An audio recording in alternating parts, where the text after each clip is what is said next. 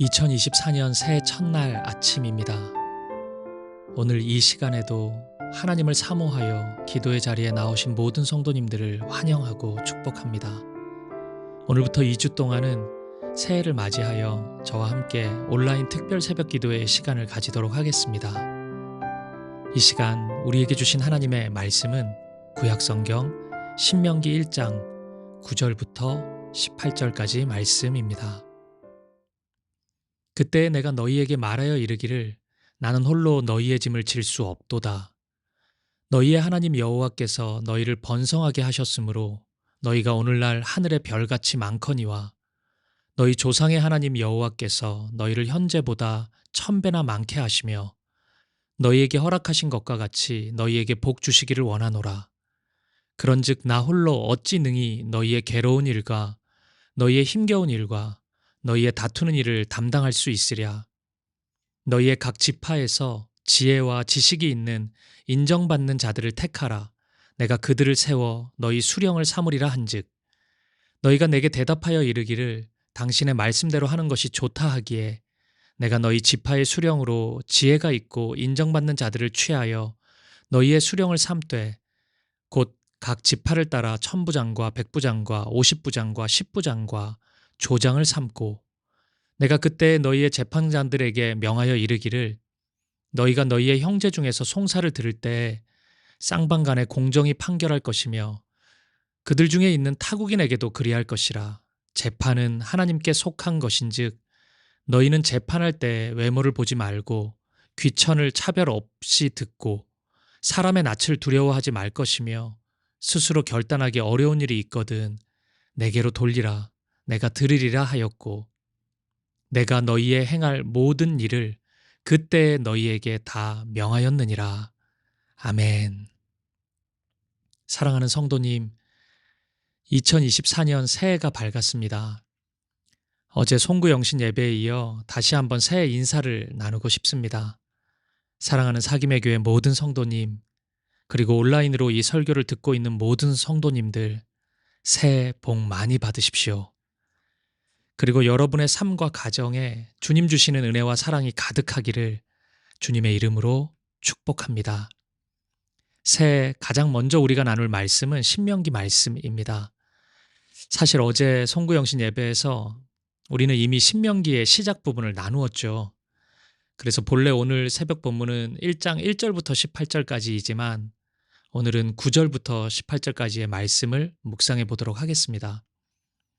신명기의 말씀은 애굽의 노예 생활을 하던 이스라엘 민족이 모세를 통해 출애굽을 한 뒤 40년의 시간이 흘러 약속의 땅 가나안 입성을 앞두고 있는 시점에 받은 말씀입니다. 모세는 이제 곧 가나안 땅에 들어갈 이스라엘 백성들을 향해서 다시금 그 옛날 시내산에서 받았던 율법을 꺼내듭니다. 지금이야말로 다시 그 말씀으로 돌아가야 한다고 외쳐요. 그래서 이 성경에 신명기라는 이름이 붙여진 것입니다. 신명기의 이름은 말 그대로 거듭된 말씀, 반복되는 말씀이라는 뜻입니다. 그런데 제가 어제 신명기의 제목과 관련된 재미있는 에피소드가 있다고 했잖아요. 약속은 지켜야겠죠. 새벽이지만 짧게 신명기 제목과 관련된 뒷이야기를 하나 말씀드리겠습니다. 놀라지 마세요. 거듭된 말씀, 반복되는 말씀이라는 뜻의 신명기 제목은 실은 잘못된 번역 때문에 생긴 제목입니다. 이 제목은 신명기 17장 18절에서 나왔는데 이런 말씀입니다. 그가 왕위에 오르거든 이 율법서의 등사본을 레위 사람 제사장 앞에서 책에 기록하여. 이 말씀에 있는 율법서의 등사본, 바로 이 표현에서 신명기라는 제목이 나온 것인데 우리말 성경처럼 본래 히브리어 원어 성경은 이 율법서의 복사본이라고 기록되어 있습니다. 그런데 이 히브리어 성경을 헬라어로 번역한 사람들이 이 표현을 이 율법서의 복사, 그것이 아니라 반복되는 법, 두 번째 법이라고 잘못 번역한 것입니다. 그리고 그 잘못된 번역을 따라서 영어 성경도 듀트라노미라는 제목을 달았고 또 우리말 성경도 그렇게 신명기라고 제목을 달아버린 것입니다. 그래서 유대인들은 신명기를 두 번째 법이라고 신명기라고 부르지 않습니다.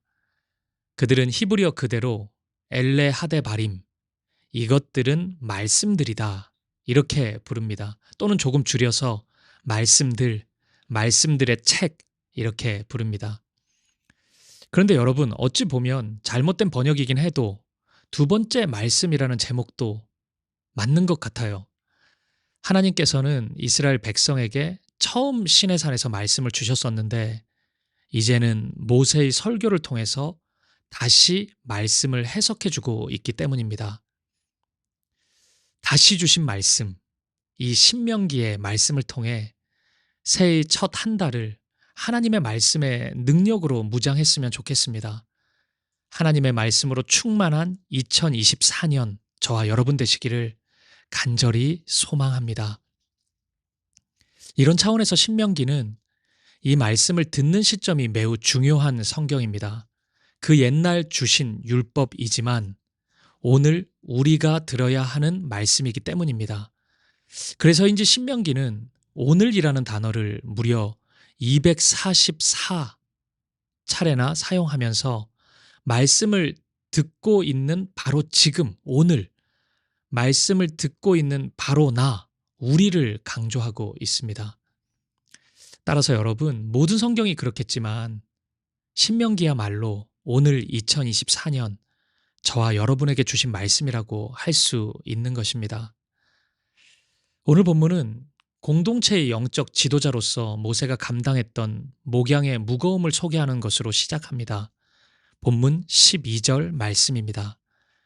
그런즉 나 홀로 어찌 능히 너희의 괴로운 일과 너희의 힘겨운 일과 너희의 다투는 일을 담당할 수 있으랴. 아멘. 모세의 역할은 출애굽 여정을 인도하는 것과 더불어 이스라엘 백성들의 다투는 것을 재판하는 일을 감당했습니다. 아마도 어떤 분들은 본문에는 분명 모세가 백성을 재판했다고 나오는데 목사님이 왜 목양이라는 단어를 썼는지 의아한 생각을 가진 분들이 있을 것입니다. 구약 성경에 나타나는 이스라엘의 재판은 오늘날 사법부가 행하는 법적 절차와는 많이 달랐습니다. 구약에서의 재판은 하나님 나라의 질서인 정의와 공의가 실현되는 과정이었습니다. 따라서 성경이 말씀하는 하나님의 정의는 공정함 정도에 머무르는 단어가 아닙니다. 하나님의 정의는 사랑이 듬뿍 담긴 관계적인 단어입니다. 생각해 보세요.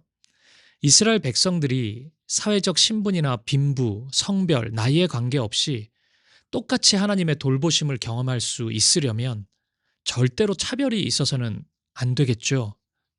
세상의 권력이나 힘의 차이, 공동체 내의 직분의 차이가 하나님과의 관계에서마저 적용되어서는 절대 안 될 것입니다.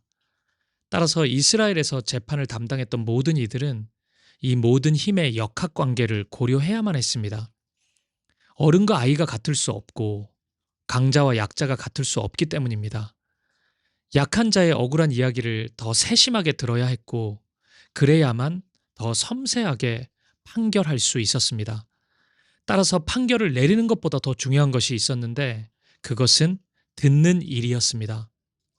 이런 차원에서 이스라엘에서의 재판 과정은 이스라엘 백성들을 목양하는 일종의 신방과도 같은 것이었습니다.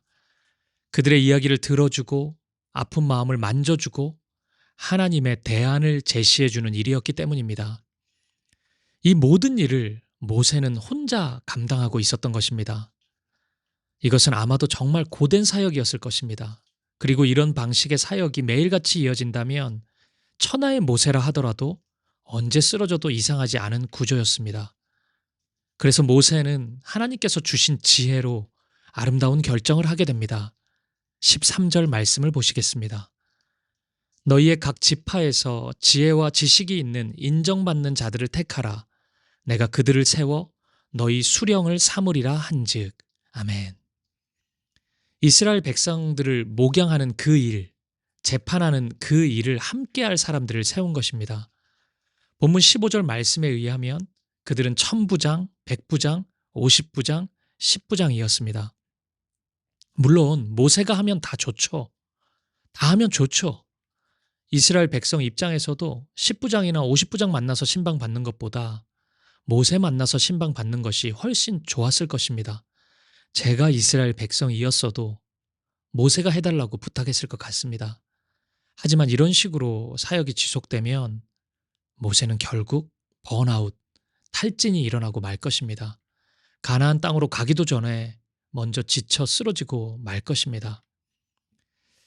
감히 모세와 비교할 수는 없겠지만 저 또한 사역자라는 공통점 때문인지 사역의 시간 속에서 이러한 탈진을 경험했던 적이 있습니다. 저는 14년 동안 청년 사역을 했는데 아마 7년쯤 되었을 때였던 것 같습니다. 그 전까지는 청년들을 만나는 것이 언제나 행복하고 즐거웠는데 어느 순간 무력감이 찾아왔습니다. 신방을 하고 상담을 하고 성경 말씀을 나누는데도 이상하리만큼 마음이 담기지 않더라고요. 그리고 한번 찾아온 이러한 무력감은 쉽게 회복되지 않았습니다. 영광스러운 목양이 일종의 잡무가 되어버리자 저의 마음도 무너지기 시작했습니다. 번아웃이 오고 말았어요. 저는 지금도 이 순간을 저의 사역에서 가장 힘든 시간으로 기억하고 있습니다. 물론 모세는 저 같은 사람과는 감히 비교할 수 없는 분이지만, 그리고 저보다 몇 배는 더 많은 사역이 주어져도 당연히 잘 버티고 잘 감당했겠지만, 그래도 모세도 사람입니다. 결국은 지칠 수밖에 없는 것입니다. 이런 면에서 볼 때 모세의 결단은 정말 지혜로운 것이었습니다. 이 결정으로 인해 계속해서 지속적으로 맡겨주신 하나님의 사역을 감당할 수 있었기 때문입니다. 그런데 여러분, 그렇다고 해서 모세가 아무나 사람을 세운 것은 아닙니다. 모세가 탈진을 피하려는 급한 마음에 눈에 보이는 사람 다 같이 하자고 한 것이 아니에요. 본문 13절을 보면 첫째, 지혜와 지식이 있는 이들이었고 둘째, 사람들의 인정을 받는 자들을 세웠습니다. 이와 똑같은 이야기를 하고 있는 출애굽기 18장 21절을 보면 하나님을 두려워하는 사람, 진실한 사람, 불의한 이익을 미워하는 사람을 뽑았다고 말씀해요. 우리는 흔히 어떤 사역을 할 때 그 사역의 전문성이나 재능을 우선적으로 고려할 때가 많습니다. 하지만 여러분, 하나님의 공동체는 다릅니다. 사역의 전문성보다 우선되는 것이 있어요. 그것은 하나님을 경외하는 마음, 하나님 앞에서의 거룩한 삶입니다. 초대교회에서도 이와 비슷한 상황이 있었습니다. 사도행전 6장을 보면 초대교회 사도들의 섬김의 사역이 너무 과해져서 기도와 말씀 사역에 집중하지 못했던 것 같아요.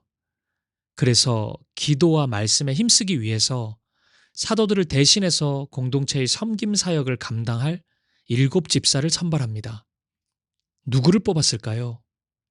당시에는 대부분의 섬김이 식사 섬김이나 재정 출납에 집중되어 있었으니까 셰프 자격증이 있는 사람을 뽑았을까요? 아니면 경제학과 출신을 뽑았을까요? 아닙니다. 성경은 성령과 지혜가 충만하여 칭찬받는 사람을 택했다고 말씀합니다. 이것이 바로 하나님 나라 공동체예요. 이것이 바로 교회입니다. 교회는 세상적 전문성보다 우선하는 가치가 있어요. 바로 하나님과의 관계입니다.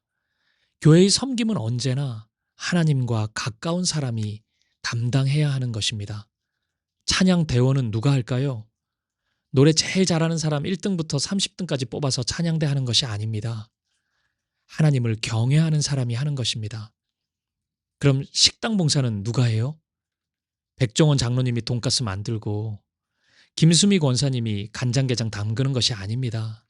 그건 식당에서 그렇게 하는 것이고, 교회는 하나님을 경외하고 성령으로 충만한 사람이 우선하는 것입니다. 그럴 때 공동체 안에서 하나님의 마음이 흘러가는 것이에요.